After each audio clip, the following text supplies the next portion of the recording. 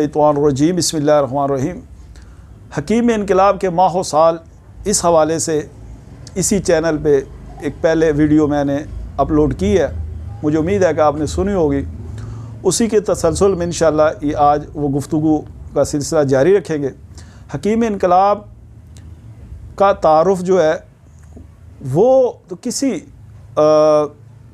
मुख्ताज नहीं है, तारुफ़ किसी बात का मुख्ताज नहीं है कि उसको बयान किया जाए या उसको उस पर बात की जाए। लेकिन याद रखें कि हकीम इनकलाब ने ख़ुद भी अपने हवाले से कहीं भी इशारतन भी अपने आप को पेश नहीं किया, अपने मतब को पेश नहीं किया। इससे पहले और इसके बाद जो हुकामात है उन्होंने क्या किया, किताबों में, रसाइल में अपने आप को पेश किया, अपने मतब को पेश किया, अपने ख़ानदान को पेश किया। लेकिन साबर मुल्तानी रहमतुल्लाह अलैह ने अपने मिशन को पेश किया। उनकी जितनी किताबें आप पढ़ें, मेरी कोशिश थी कि मैं एक किताब तस्नीफ़ कर रहा था कि हकीम इनकलाब के कम अज़ कम जो कुछ 40-50 वाक़यात ऐसे इकट्ठे हो जाए, उनके मतलब के जो कामयाब इलाज थे, वैसे तो हज़ारों केस थे लेकिन चले कुछ 40-50 मिल जाए तो उसको बयान किया जाए। लेकिन मैंने बड़ी कोशिश की, उनकी जो 18-20 किताबें हैं उनको मैंने छान मारा, 4-5 वाक़यात से ज़्यादा मुझे नहीं मिले। उन्होंने कहीं अपना तारुफ़ नहीं कराया। उन्होंने जहाँ भी बात की ना, अपने नज़रिए की बात की, तिब की बात की, तबीब की बात की, तजदीद की बात की, तहक़ीक़ की बात की। तो दोस्तों आज इंशाअल्लाह उसी अजीम शख्सियत का तारुफ़ मैं पेश कर रहा हूँ। यहाँ बात पहुँची थी हकीम अहमदीन शाहदरवी की वफ़ात, यानी 1940 तक बात आई थी। लेकिन मैं फिर अर्ज़ कर दूँ कि उन्होंने अपने आप को पेश तो नहीं किया था, लेकिन हमें चाहिए कि उनकी शख्सियत को आम करें, उनके काम को आम करें, उनकी खिदमात को आम करें, उनकी तहक़ीक़ात को आम करें, उनके मिशन को हम बयान करें। आज हमारे जो हुकामा हैं वो भी उसी नहज पे काम कर रहे हैं। उन्होंने उनका नज़रिया तो अपना लिया, लेकिन उनकी ये जो सोच थी ना कि अपने काम की बजाय, अपनी शख्सियत के बजाय तिब को फ़रोग़ दिया जाए, तिब की तरवीज के लिए काम किया जाए, उन्होंने भी ये तकरीबन काम छोड़ दिया। इल्ला माशाल्लाह कुछ लोग हैं कि जो साबर मुल्तानी रहमतुल्लाह अलैह के काम को आगे बढ़ा रहे हैं। इंशाअल्लाह ताला हम इसी मिशन को सामने रखते हुए हकीम इनकलाब के काम के हवाले से बात करेंगे। 1940 का ज़माना, इज़्तिराब का ज़माना, जंग का ज़माना और तहरीकों का ज़माना, ये इनकलाबी दौर था। गिरानी थी, महंगाई थी, चीज़ों की कमियाबी थी, ना मिल नहीं रही थी, एक अजीब दौर था। साबर मुल्तानी रहमतुल्लाह अलैह ने इस दौर में भी तमाम चीज़ों से जान बचा कर तिब के अहया के लिए, तिब के फ़रोग़ के लिए तहक़ीक़ात की। उस्ताद के शागिर्दों थे, अहमदीन जो उस्ताद थे उनके शागिर्दों से मायूस हुए और उन्होंने दोबारा तमाम जो नज़रियात थे उसे इकट्ठा किया। तमाम जो किताबें थीं उस वक़्त जो नामवर लोगों ने लिखी हुई थी, इंसाइक्लोपीडिया थे, तिब थी, आयुर्वेदिक थी, होम्योपैथी थी और तिब यूनानी थी, उसको दोबारा पढ़ा और आप इस नतीजे पर पहुँचे कि बजाय हम एक दूसरे को सामने रख कर परखें, बल्कि इसको इस तरह परखें, तमाम जो फ़नून है उसको कुरान के मुताबिक, अहादीस के मुताबिक, फ़ितरत के मुताबिक, उनकी जो थ्योरीज़ हैं उसको उसके मुताबिक परखा जाए। जब आपने तराजू जो है कुरान और सुन्नत को रखा, कुरान और हदीस को रखा, तो फिर बात सामने आती गई, फिर आसानी पैदा होती रही। और आपने तहक़ीक़ात सोज़ो शुरा में लिखा है कि ये जो रोशनी नज़र आई मुझे, ये मुझे सालों की, तकरीबन 30 साल उन्होंने लिखा कि 30 साल की मेहनत के बाद, मुताले के बाद अल्लाह ताला ने ये रोशनी मुझे अता की। यानी 30 साल की मेहनत के बाद, मुताले के बाद, कोशिशों के बाद, कावशों के बाद, जद्दोजहद के बाद फिर अल्लाह ताला ने ये राज मुझ पे खोला और नज़रिया मुफ़रदा की कुछ चीज़ें इन पे वाज़े हुई। इस दौरान ये दौर जो था, ये दौर था अफरा तफरी का और आज़ादी का दौर था, बंटवारे का दौर था। हैज़े का मर्ज़ फैला। साबर मुल्तानी रहमतुल्लाह अलैह ने एलोपैथी से मरीज़ों का इलाज किया। ये फैज़ बाग में, ये तजुर्बागाह जो थी फैज़ बाग थी, यहाँ उन्होंने हैज़े का इलाज का आगाज़ किया। किससे? एलोपैथी से, तिब यूनानी से, होम्योपैथी से। कोशिश करते रहे लेकिन समझ नहीं आ रही थी क्या करना है। फिर उन्होंने मुफरद उज़व को मद्देनज़र रखा और जो उनका जो नज़रिया था उसकी इब्तदा यहाँ से हुई कि उन्होंने ये जो नज़रिया मुफरद अज़ा है इसके मुताबिक आगाज़ किया तो मरीज़ बेहतर होते गए, उनको रोशनी नज़र आई। फिर वो बैठ गए, बैठ के उन्होंने दोबारा असर नो इसका जायज़ा लिया, इसके क़वाइद क़वानीन, इसको बनाया, इसको संवारा, इसको निखारा। क्या हमें पाकिस्तान से पहले नज़रिया मुफरद अदा कहते हैं वजूद में आ चुका था, लेकिन फिर भी बहरहाल ये अब इसकी प्रैक्टिस जो है, अमली जो मश्क है, वो अपने मतलब पे आए हुए मरीज़ों पे करते रहे, सोचते रहे, बार बार उसमें तब्दीलियाँ करते रहे, उसको बेहतर से बेहतर करते रहे। 53 में कहते हैं कि साबिर मुल्तानी रहमतुल्लाह अलैह लाहौर में इसका एक होटल था, वहाँ हुकामा को बुलाया, सहाफ़ियों को बुलाया, शागिर्दों को बुलाया, आम अतिबा को बुलाया, और वहाँ उन्होंने एक प्रेस कॉन्फ्रेंस की।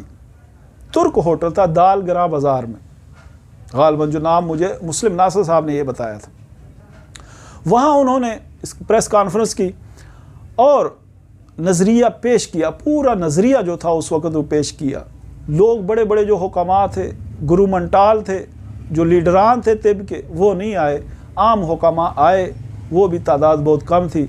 उसके बाद हुकामा से वो थोड़े से मायूस बददिल हुए, और उसके बाद उन्होंने अपने मतलब पे जो लोग आते थे उनकी तरफ तवज्जो दी। रसाला एक निकाला, रजिस्ट्रेशन फ्रंट उस वक़्त निकाला, मदावा उससे पहले निकाल रहे थे, और इस तरह उन्होंने इसकी अशात जो की रसालों में, और उसके अलावा जो रसाइल थे ना उसमें भी आपने लिखा इस नज़रिए पे। फिर मजलसों में जाते थे, जो तिब्बी मजालस होती थी उसमें जाते थे, जहाँ भी तिब्बी मजलस होती थी वहाँ पहुँच जाते या अपने शागिर्दों को भेज देते, और फिर वहाँ ये नज़रिया पेश करते थे। इन्होंने साबिर मुल्तानी रहमतुल्लाह अलैह ने जो रसाला मदावा पहले निकाला, उसके बाद रजिस्ट्रेशन फ्रंट जो उनके वफ़ात तक जारी रहा वो निकाला। रजिस्ट्रेशन फ्रंट की भी एक अलहदा कहानी है, इंशाअल्लाह वो मैं आपको बताऊंगा कि ये तमाम तफसीलात जो तफसील के साथ हैं वो कहाँ से आपको मिलेगी। मैं मुख्तसरन बात करता हूँ, इस वीडियो में मुख्तसर ही बात हो सकती है। बहरहाल आपने रजिस्ट्रेशन फ्रंट जो है तो अपनी तहकीकात उसमें किस्तवार शाया की, और उनकी वफ़ात के बाद जो किताबें हमें 18-20 नज़र आती हैं, ये उन किताबों से मवाद इकट्ठा करके तो मज़ामीन जोड़ के उन्होंने बाद के शागिर्दों ने इसको किताबी शक्ल दी। साबिर मुल्तानी रहमतुल्लाह अलैह ने जहाँ तहकीकात मुकम्मल की, वहाँ तंजीम तौर पर तजदीद तिब पाकिस्तान के नाम से तंजीम बनाई और पूरे मुल्क में उसको फैलाया। फ्री तिब्बी कैंप लगाए, दुनियापुर गए, सखर गए, और मंडी बहाउद्दीन गए। गालिबन आखिरी जो था मंडी बहाउद्दीन में था, हकीम गुलाम रसूल भुट्टा साहब। बीमार भी हुए, कई महीने बीमार रहे, हज भी किया। कराची में एक तिब्बी सेमिनार था जो हुकूमत ने बुलाया था, और हुक्मा के मसाइल से उसमें शिरकत की। लंबा सफ़र था, उसके बाद हज पे गए, कई महीनों उस पे रहे। इनकी तबीयत ख़राब हुई, फिर मतब बंद हुआ, फिर अल्लाह ताला ने रोशनी अता फरमाई। इनकी नज़र चली गई थी, दोबारा नज़र इनकी आई, आँखों की रोशनी आई, तो दोबारा इस रोशनी से दुनिया को मुनव्वर किया उन्होंने। काम बहुत ज़्यादा काम किया, बहुत ज़्यादा काम किया। एक अंजुमन, एक तंजीम, एक स्टेट जितना उन्होंने ये काम किया, लोगों को सिखाया। जो नज़रिया था ना वो लोगों को सिखाया, अजबर करवाया, सिखाते थे। मगरिब ज़ोहर के बाद क्लास होती थी, पूरे मुल्क से लोग आते थे, 6-6 माह इनके पास रहते थे। इतना इन्होंने काम किया। दोस्तों, साबिर मुल्तानी को समझने के लिए, उनके नज़रिए को समझने के लिए उनको पहले पढ़ लें। उनके जो नुस्खा जात हैं आप उनको ढूंढते हैं, उनके जो मुरक्कबात हैं, मुजरबात हैं उनको ढूंढते हैं। लेकिन मेरी गुजारिश ये है कि आप पहले सुहाने हयात पढ़ें, पहले देखें कि ये शख्सियत थी कितनी बड़ी। हम बोली सीना का नाम लेते हैं, सुकरात बुकरात का, जालेनूस का नाम लेते हैं, ज़करिया राजी का नाम लेते हैं, लेकिन आप जब साबिर मुल्तानी का मुतालिया करेंगे ना तो आप इनके हम पला पाएंगे। ये कोई छोटी शख्सियत नहीं थी। हम मुहक्कक कहते हैं, मुहक्कक से बहुत आगे की चीज़ थी। तो ये अजीम शख्सियत, इन्होंने जो ये आगाज़ 1929 से किया, 1972 में इन्होंने वफ़ात पाई। और लाहौर का जो तारीख़ी कब्रिस्तान है वो वहाँ मियानी साहब, वहाँ इनको दफन किया गया। इनका जो जनाजा था वो सैयद अताउल्लाह शाह बुहारी, उनके बेटे, उन्होंने पढ़ाया। और उसकी भी बड़ी अजीब कहानी है कि वो कैसे आए। सैयद अताउल्लाह शाह के साथ इनका बड़ा करीबी ताल्लुक़ था, अकीदत थी, उनके घर वालों के साथ भी। तो जब ये फ़ौत हुए साबिर मुल्तानी साहब, तो इत्फाकन उसी दिन सैयद अताउल्ला शाह बुहारी जो है उनके बेटे अबू ज़र बुहारी गालबन, उन्होंने उसी दिन इत्तफाकन फ़ोन किया कि हकीम साहब से मिल लेते हैं, लाहौर आए हुए हैं। तो मुस्लिम नासिर साहब ने कहा वो फ़ौत हो गए हैं। तो उन्होंने कहा ठीक है मैं जनाजा उनका पढ़ाऊँगा, और वो आए। देखिए कितनी बड़ी शख्सियत, और जनाजा भी कितनी बड़ी शख्सियत ने पढ़ाया। तो सैयद अताउल्ला शाह बुहारी के बेटे ने जनाजा पढ़ाया और मियानी साहब कब्रस्तान में ये फ़ौत हुए। साबर मुल्तानी रहमतुल्लाह अलैह के हवाले से अगर आपने पढ़ना हो तो स्वान हयात साबर मुल्तानी एक छोटी सी किताब है, आप लाजमी वो पढ़े। उसके बाद उनकी बेटी की किताब लिखी हुई है पिदरम हकीम बूद, वो लाजमी पढ़े। और एक ये किताब है हकीम इनकलाब के माह साल, इसको लाजमी पढ़े। ये आप पढ़ेंगे तो इंशाअल्लाह ताला साबर मुल्तानी रहमतुल्लाह अलैह की शख्सियत के हवाले से आप बहुत कुछ जान जाएंगे। वस्सलामु अलैकुम वरहमतुल्लाहि वबरकातुहू।